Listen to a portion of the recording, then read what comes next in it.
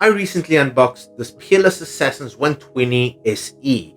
Now, what better way to put this cooler to the test than throwing it on one of the highest end CPUs out there, Intel Ultra 9 285K CPU, which is quite power hungry, coming in at 250 watts at its max point.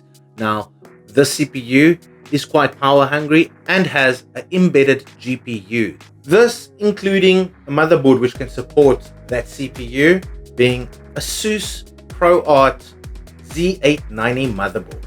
Now, as you can see, this cooler is quite a large cooler, and let's see if it packs the punch. Starting off with a Cinebench single core thread test, and the highest temperature we saw was 63 degrees, and the lowest temperature coming in at around about 35, and the average whilst running this test was around about 40 degrees. On multi-threading in Cinebench, we saw that the CPU did get to 95 degrees on the high end, with the low point being at about 38 degrees, and with averages at about 80 degrees.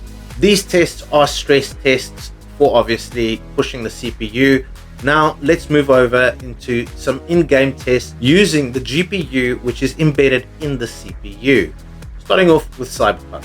In Cyberpunk, running at 1440p, the max temp we were able to get off of this was 58 degrees, and it would average around about the 50 degree mark throughout the game. Now we move on to running a benchmark on Monster Hunt Wilds at 1440p.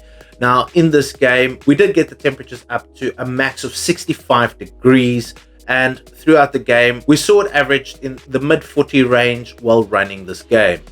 Now, besides the fact that you shouldn't really be gaming on this internal GPU on the CPU, I mean, the frames are just horrible, but this cooler did perform quite well. And hey, I would say a cooler like this, which isn't actually top of the shelf from Thermalright, running a top of the shelf CPU, does show that these coolers do perform quite well.